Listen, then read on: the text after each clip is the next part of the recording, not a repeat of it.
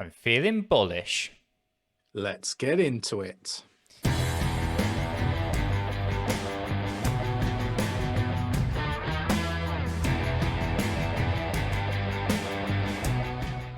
So guys, today we're going to be taking a bit of a review of the entire crypto space and seeing exactly why things are looking incredibly bullish at the moment and maybe what to expect next. As we get into this video, guys, if you do find it useful and informative, do go ahead and hit that like button. We both really do appreciate it. And of course, if you happen to be new to the channel and you'd like to stay up to date with all those new cryptocurrencies, the hidden gems, the technical analysis and news, then do subscribe to the channel. By subscribing, you'll be kept up to date with absolutely everything we do here. It is free, you'll stay well informed, so why not?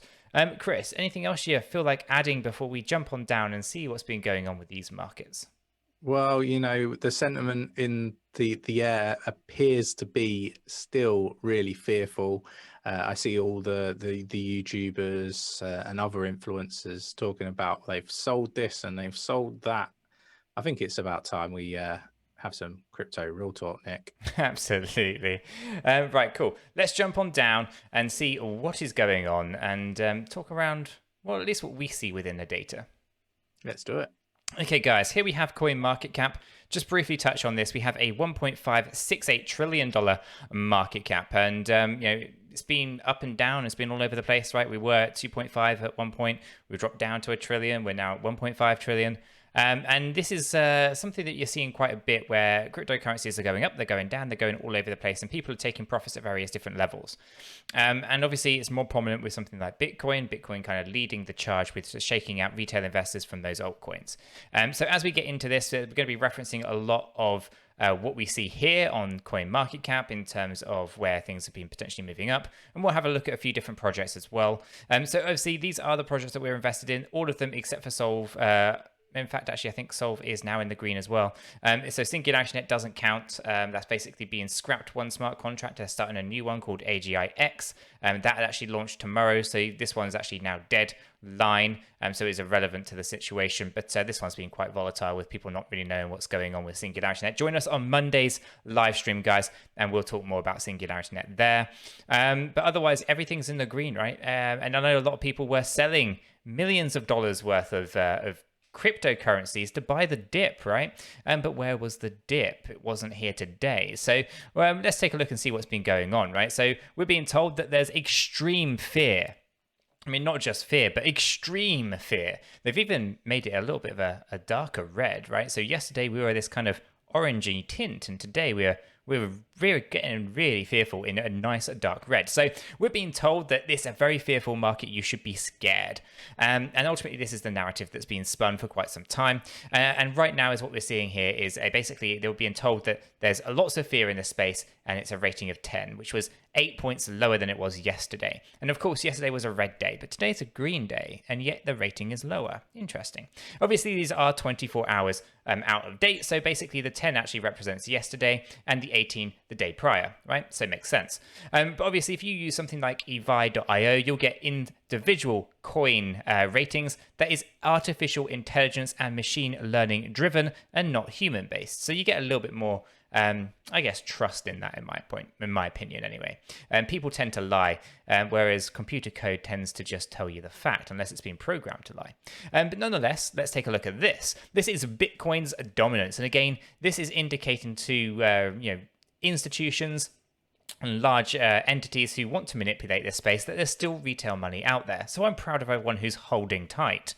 This shows a 43% Bitcoin dominance. So basically, out of all the money in the crypto space, Bitcoin has 43% of it. Now, this is not what the institutions want to see. Although they do want to see this in a roundabout way. They want to see that the Bitcoin dominance has dropped so that they can shake out those retail investors, take their money, and then Bitcoin's dominance will go back up again, right? So they want to see this thing potentially increasing towards that 50 to 60% level. And the reason that I say this is it's something that you see happening many times over. This is just the 2017 2018 bull run, but you can look back much further and you get the same scenario. You drop down to 37% back in 2017. We rallied up to 50%. And again, they shook out some more retail investors when it dropped down to where we are right now, about 43%. And then by doing that, they actually rose this all the way up to 67% before the altcoins actually managed to go and peak. That's when Bitcoin's dominance dropped down all the way to 32. So where are we right now, guys? Well, we're at 39. We've come down to 39 during that recent crash. And ultimately, that's allowed Bitcoin's dominance to actually increase a tad. Okay, but they're still not done because we need to shake out a few people here.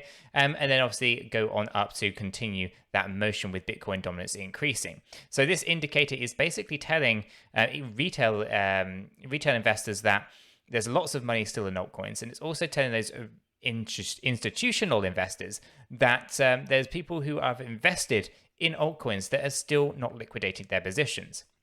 Sure, a very large amount of people who were using leverage were liquidated, and that's very unfortunate, which is why me, Chris, we never use leverage. We don't like leverage. I find it far too risky. I much prefer to just own the cryptocurrencies, and if I cannot afford large quantities of cryptocurrencies, then it's not an opportunity for me. So for me, I like to own them, put them into cold storage using something like a Ledger Nano, link in the description below if you're interested in some cold storage. And ultimately that way I can get to protect my assets and I can hodl them as tightly as I need. So right now this indicator is telling those institutions that there's still retail money out there. And for anyone who's holding tight, they are not going to shake me out. Right, that leads on to, though, Bitcoin's chart. I'm just going to make this a little bit bigger, guys, so we can see exactly what's going on here. So ultimately, I think a lot of people now are familiar with what was been going on prior with the Wyckoff distribution phase, okay, or the Wyckoff distribution method. That's what was going on up here. What seems to be forming now is the Wyckoff accumulation phase. And this particular phase actually looks like we should be, or it's going to be manipulated in a way that the price of Bitcoin will likely move up towards the area of $42,000 to $45,000, somewhere in that area there. And then it will be pulled back down. So this will give everyone a bit of a false sense of security. We had that breakout moment above 40K because that's where the resistance line is. And then, it'll maybe push a few $1,000s higher, and then it'll go right the way back down to about $31,000. At least that's the plan here. Then it'll have a brief breakup from there before going back down to 31K, and then another rally up towards that for 41 to 45K. After that, you go back down to the lower level of 30, go into the mid-range, pulling back a little bit, then finally getting that breakout event here in phase E, where you then actually go ahead and move off into, of course, the Wyckoff distribution phase. So this seems to be forming. We don't know if this is actually happening for sure yet, but if we do see these first few patterns forming, then we'll know exactly what is going on ahead of time, and we'll be able to plan accordingly. Hypothetically, I'm not a trader and I'm not a financial advisor, but for me personally, I'd be paying attention to this higher area here for selling and this lower area here for buying. But that's just me. So let's take a look and see what's going on with something like XRP. Again, I just bring this down so we can get a bigger view of what's been recently going on here when it comes to XRP. So with XRP, again, we have that similar motion to the downside where we found the bottom down here and we started to rally quite nicely, finding good support across this area here. Now, ultimately, that came in around approximately, when we get on the needle there, about 8.9 cents. And since then, we have been crisscrossing our moving averages, our 50, 100, and 200 moving averages have been crisscrossing all over the place. And this has been playing a little bit of havoc in terms of the pricing. It's finding resistance right now at the 200 moving average, and that is pretty much because we actually had a cross here for the 50 crossing the 200 moving average, the death cross pulling the price down. Now, this doesn't always happen, but it did happen yesterday. And obviously, when you get down to this low area here, there's only one place to go on the relative strength index, and that is up. So when we were talking about all of these things going on yesterday, and everyone was saying, well, is there going to be a cross on the 50 and 100 moving average? And I was looking at the relative strength index saying, well, there's no really way that it's going to fall down too far because it's going to find that it's going to get oversold very quickly. And there's only one place to go, and that's going to be to the upside. So despite this cross here, we were expecting a pretty green day for many of these altcoins because there is nowhere else for them to go when you're that low on the relative strength index. With that being said, we are now at the other end of the spectrum. So today we've had a green day in the markets. It's been quite good to see all of that money kind of flowing back in. But with that being said, guys, we're at the top of our relative strength index. The volumes have been decreasing, so we're running out of steam. We're finding resistance. In the case of XRP, my expectations are that this thing will likely have a bit of a correction coming tomorrow. And I think that's pretty obvious. And of course, if we take a look at ADA, we have a similar scenario. This time it actually went into the overbought area earlier as we had this run right from the low end down here of $1.30 all the way up towards our $1.60. A pretty impressive run on this hourly chart, but obviously we are starting to cool off. We have found support here on that 100 moving average, and right now at the point of recording this video, we're at $1.64. The problem here is much the same though. We are high on that relative strength index, and the volumes have decreased over time, which means we're running out of steam here to maintain that price. Now, as long as those volumes stay nice and low, we might be able to maintain staying above that 100 moving average. So this one is going to be of keen interest to watch to see how it unfolds. And if we can turn that 100 moving average into a consistent support line, that will help ADA continue its rally to the upside. So a low correction here might be around $1.56. And that should hopefully correct the relative strength index low enough to continue a rally to the upside. So for Cardano's ADA, things are not looking too bad. And again, here we can draw a few additional lines to see there's some support potentially forming in an upward direction. So we do have this as a potential contender for what the future may hold. So if we go ahead and draw this trend line to the upside here, and then we go ahead and draw our downward trend line, just draw this on here, we can see a bit of a triangular wedge. We'll have to see if this continues to play out. This actually does go up a little way up to the upside there. So this particular downward trend and this upward trend, if these continue to hold by, the 2nd or 3rd of June, a breakout event will happen. But of course, there is major resistance set up there at the $1.83. So with Cardano's ADA, we are paying quite close attention to seeing exactly what is going on in due course. Now, VeChain, we obviously dropped a VeChain video earlier today where my expectation was that VeChain would actually drop. Now, right now, we have actually started the correction process here on that relative strength index. It has dropped down a tad, and we can see the volume really decreasing. This means that we're losing ground at the top here, but we're going to stabilize the best we can as that volume decreases. And right now, it seems that the 200 moving average is the support line, and if that does not hold, we have the lower support coming in at the 50 moving average. So my expectations are that we'll have a slight pullback before moving up to test our downward trend line, test our upward trend line, and then a breakout event just here, as mentioned in our previous video. Now, ultimately with this in particular move in VeChain, again, those timelines are lining up quite nicely. It's the 2nd to 3rd of June. So once we get past the long weekend, we should be starting to see some interesting stuff happening here in terms of many of these particular projects. And the last one that we want to kind of cover off has to be, of course, Harmony One, which has had a pretty phenomenal day in terms of percentages. Now, right now, we can obviously see, again, we have that downward trend line, we have the upward trend line, and again, these things are looking to kind of come together in the same kind of time, which is the 2nd of June to the 3rd of June. So at some point in there, we should start to see the breakout event happen. Now, right now, we were actually above all of those moving averages. So if this continues, we should be in a pretty good position to hopefully continue testing our upper trend line here before getting the pullback.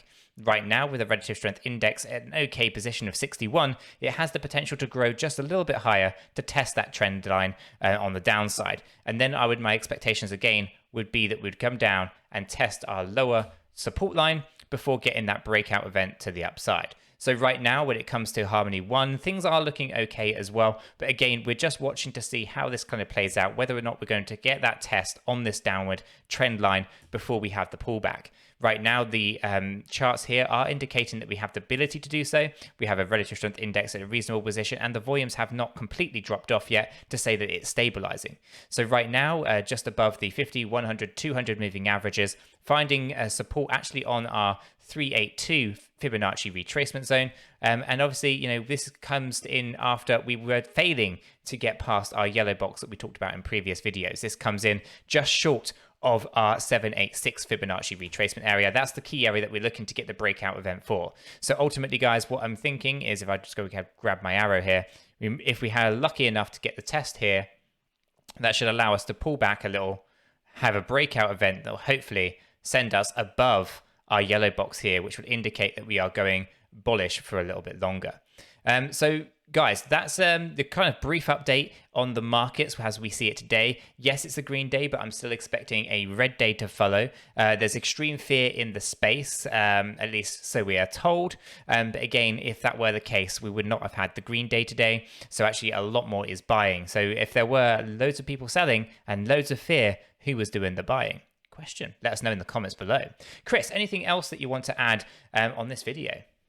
No, nothing to really add, Nick. Don't forget we do run a couple of pools. So we've got the Cardano pool. You can delegate your ADA using the ticker 𝗕𝗘𝗪. And we also have the Harmony One pool, and you can delegate to our pool using the ticker 𝗕𝗘𝗪1. Fantastic. Guys, if you found this useful, informative, do go ahead and hit that like button. We both really do appreciate that. And of course, if you happen to be new to the channel and you'd like to stay up to date with the technical analysis, the new cryptocurrencies, the hidden gems, and the news, then why not subscribe? By subscribing, you will be kept up to date with absolutely everything we do here. It is free. You'll stay well informed. So why not? Right. With that said, done and out of the way, guys, we hope you have a fantastic day, and we'll catch you in the next one. Take